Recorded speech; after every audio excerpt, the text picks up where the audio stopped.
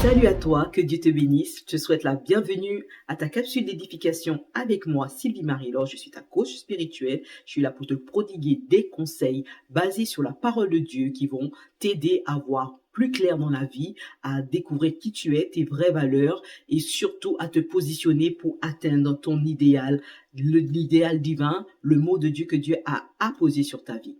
Dans ces vidéos, nous parlons de toi, mais surtout de celle que tu dois découvrir, celle que tu es véritablement, mais que tu dois aller découvrir par des réflexions, par une méditation et par une vie de prière, une vie de consécration. En tant que femme chrétienne, nous avons la parole de Dieu qui est la lumière et nous voulons vraiment nous exposer au rayonnement de la parole de Dieu afin de découvrir qui l'on est véritablement. Il n'y a rien de plus frustrant, je dirais, que de passer toute une vie sur cette terre, de se mettre dans la peau de quelqu'un d'autre et finalement ne pas accomplir sa destinée ou sa mission de vie.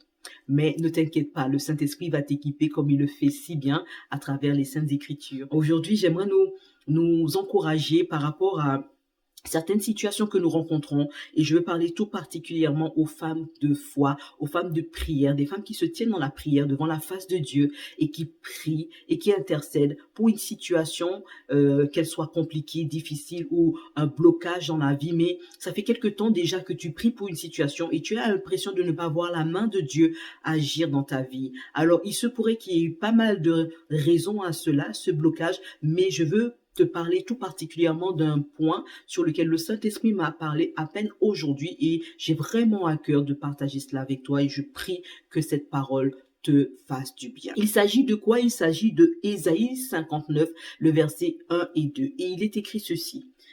Non, la main de l'Éternel n'est pas trop courte pour sauver, ni son oreille trop dure pour entendre, mais ce sont vos crimes qui mettent une séparation entre vous et votre Dieu. Ce sont vos péchés qui vous cachent sa face et l'empêchent de vous écouter. Voilà ce que dit Ésaïe. Ésaïe qui est un prophète de Dieu, qui a une révélation, une visitation de Dieu. Et Dieu est en train de donner une réponse à Ésaïe afin de pouvoir éclairer le peuple de Dieu. Le problème, c'était que certainement le peuple priait, le peuple d'Israël priait Dieu. Il savait que Dieu est bon, il savait que son Dieu est un Dieu de délivrance, un Dieu de salut, est un Dieu que lorsque tu cries à lui, il ne prend pas du temps pour venir te sauver, il ne prend pas du temps pour venir te délivrer. Mais malheureusement, ce peuple faisait face à une réalité. La réalité de ne pas voir le salut approcher, ne pas voir la délivrance s'accomplir dans leur vie. Et il se pourrait que ce soit ton cas, où tu pries pour quelque chose, une délivrance, un salut, une bénédiction, pour que Dieu ouvre une porte, pour que Dieu change une situation dans ta vie. Mais à force de prier, malgré le temps qui passe, malgré ta persévérance, alors tu vois que Dieu n'exauce pas. Je veux vraiment que nous puissions nous arrêter sur le fait que Dieu dit, la première chose, il nous rassure que non, sa main n'est pas trop courte. C'est pas que Dieu a arrêté d'être capable d'agir dans ta situation. C'est pas parce que Dieu est incapable de t'entendre. Il met le doigt sur le véritable problème. Et il dit tout simplement que le problème n'est pas au niveau de Dieu. Les oreilles de Dieu entendent toujours tes prières. La main de Dieu est toujours capable d'agir. Il n'y a pas de problème au niveau de Dieu. Mais il nous met le focus sur le vrai problème. Le problème est à notre niveau, peut-être à ton niveau. Et l'une des choses qui empêche à Dieu d'entendre nos prières, l'une des choses qui empêche à Dieu d'étendre sa main dans nos situations, la Bible est claire. Il dit ce sont vos crimes, ce sont vos péchés qui mettent une séparation entre vous et votre Dieu. Bien-aimés, il est bien de prier Dieu, il est bien de croire que Dieu est le Dieu de l'exaucement, il est bien de croire que si tu cries à Dieu, Dieu entend. Mais nous ne devons pas oublier que le péché est quelque chose que Dieu ne tolère pas. Le péché, c'est quelque chose qui nous empêche de voir la gloire de Dieu. Le péché, c'est quelque chose qui nous sépare de Dieu. Il est écrit que nos crimes mettent une séparation, une nette séparation, c'est-à-dire nous éloignent, empêchent à ce que nous soyons en contact avec Dieu. Le péché, c'est la chose qui va te déconnecter de ton Dieu et du coup qui va t'empêcher de recevoir toutes les bonnes choses que ton Dieu a prévues pour toi.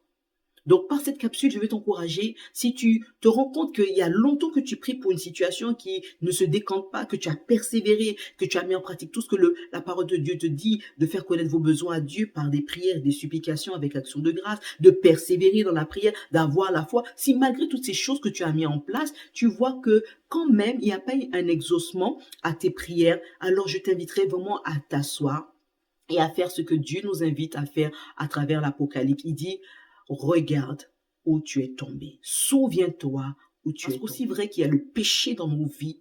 Dieu lui-même ne peut pas intervenir, bien qu'il le veuille. En vrai, c'est qu'il entend vraiment nos prières. Au vrai, c'est qu'il veut vraiment intervenir dans notre situation. Mais il y a quelque chose qui empêche à Dieu d'agir dans nos vies, et cette chose s'appelle le péché. Il est vrai que même en Romains, il est écrit que nous sommes privés de la glorieuse présence de Dieu à cause du péché. Donc le péché te voile la face de Dieu, le péché t'enlève la présence de Dieu, le péché te sépare de Dieu, le péché fait une disjonction entre Dieu et toi et t'empêche réellement d'être irradié par la grâce et les bontés de Dieu. Ne minimise pas le mensonge, ne minimise pas ce petit péché que tu appelles mignon, ne minimise pas cette voix qui ne cesse de te rappeler une chose que tu dois faire mais que tu fais taire. Ne minimise pas ces choses-là. La parole de Dieu que tu es en train de mettre à côté pour accomplir tes propres désirs peuvent constituer un frein et un blocage à la main et à la grâce de Dieu dans ta vie. Alors, je veux t'encourager à vraiment faire la paix avec Dieu. Et il est clair et net. Le verset qui nous confirme cela se trouve au verset 20, toujours de Isaïe 59, verset 20. Il écrit ceci.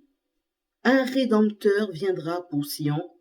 Pour ceux de Jacob, ils se convertiront de leurs péchés, qui se détourneront de leurs péchés. Qu'est-ce qu'il dit? Il dit l'Éternel, voici mon alliance. Une fois qu'il y a la repentance, une fois que tu te détournes de ton péché, oh, ton Dieu n'est pas loin. Il se précipite, il se hâte à conclure une alliance avec toi.